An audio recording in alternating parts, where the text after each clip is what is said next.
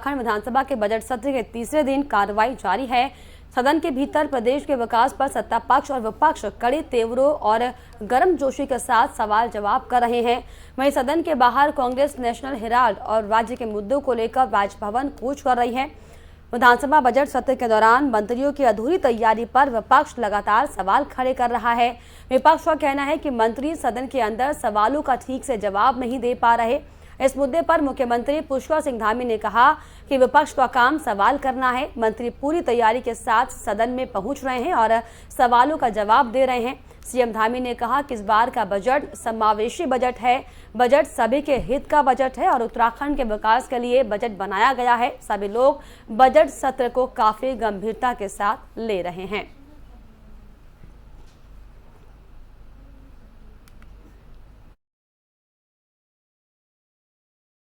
देखिए, इस बात पे कोई सरकार बुरा नहीं मानने वाली है।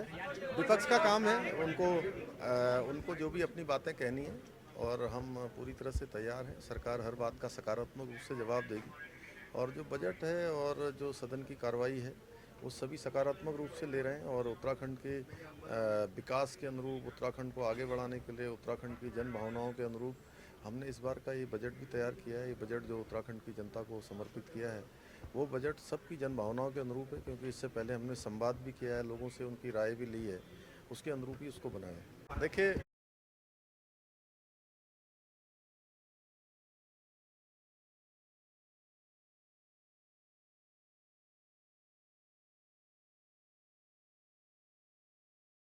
चलिए आगे बढ़ेंगे बड़ी खबर की ओर। विधानसभा बजट सत्र का तीसरा दिन है आज। ये आपको बताएं कि सड़क से सदन तक विपक्ष का हमला लगातार जारी है। विपक्ष ने प्राधिकरण के मुद्दों पर चर्चा की मांग की है।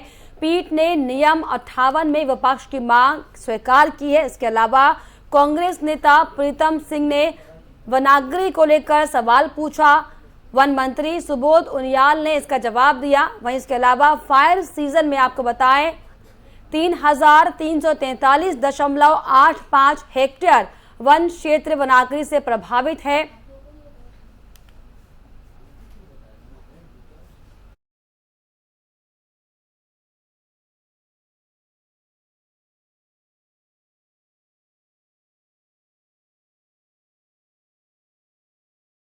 चलिए आगे बढ़ेंगे। कैबिनेट मंत्री सौरभ बहुगुणा ने गन्ना सोसाइटी के आधुनिकीकरण की दिशा में HDFC ने गन्ना विकास एवं चीनी उद्योग विभाग के लिए निर्मित ERP सॉल्यूशंस के एप्लीकेशन का शुभारंभ किया है। सौरभ बहुगुणा ने कहा कि ये गन्ना विकास और शुगर इंडस्ट्री से जुड़े किसानों के लिए एक महत्वपूर्ण पहल है।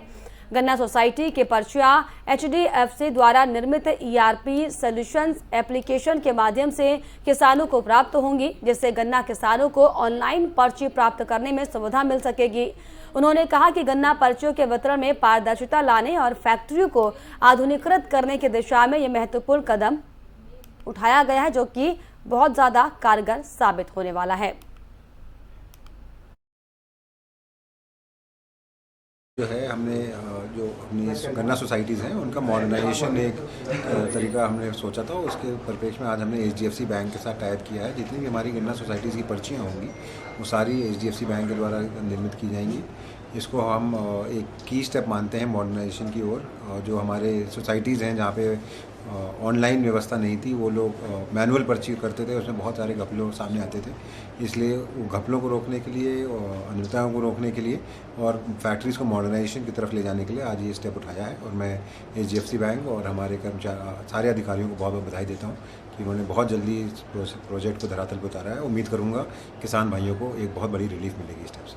आज HDFC बैंक के माध्यम से वाइब्रेंट टेक्नोलॉजी लखनऊ जो निःशुल्क ये सुविधा दे रही है ऑनलाइन पर्ची सिस्टम को, और इसको पूरे उत्तराखंड में रोल आउट करने के उद्देश्य से आज माननीय मंत्री जी से समय लिया गया था और माननीय मंत्री जी के माध्यम से और सचिव साहब के माध्यम से इसका लॉन्च हुआ है।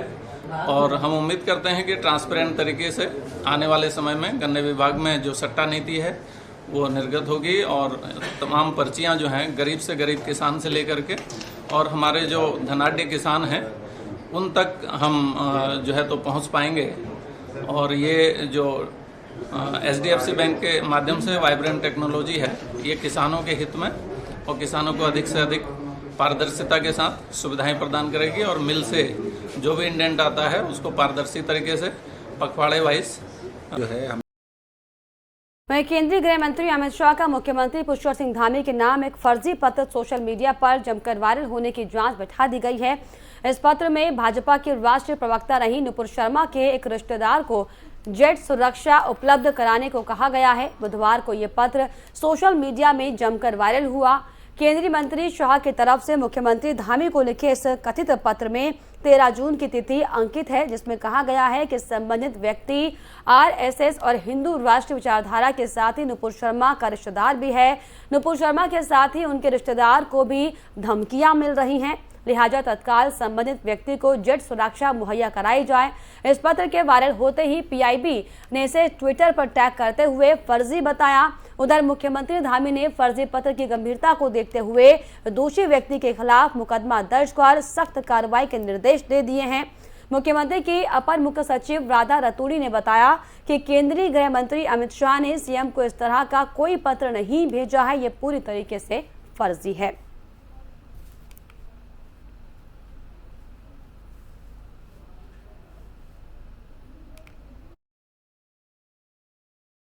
हमने उसको बहुत गंभीरता से लिया है और उसकी साइबर सेल जांच कर रही है और हमने तत्काल जो है उसमें कठोर कार्रवाई करने के निर्देश दिए।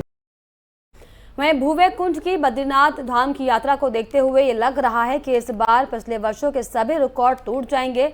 जहां 2017, 2018 और 2019 में एक महीने के अंदर 4 से 5 लाख तीर्थयात्री बद्री विशाल के दर्शनों के लिए पहुंचते थे, तो वहीं 2 साल बाद कोरोना के बाद शुरू हुई इस बार की यात्रा ने सभी रिकॉर्ड तोड़ दिए हैं।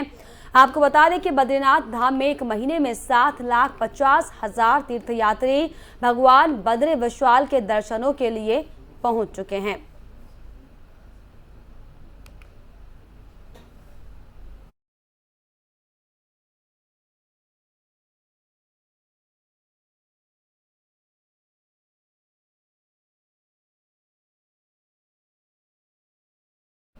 और यहाँ पर रुक रहे एक और छोटे से ब्रेक के लिए।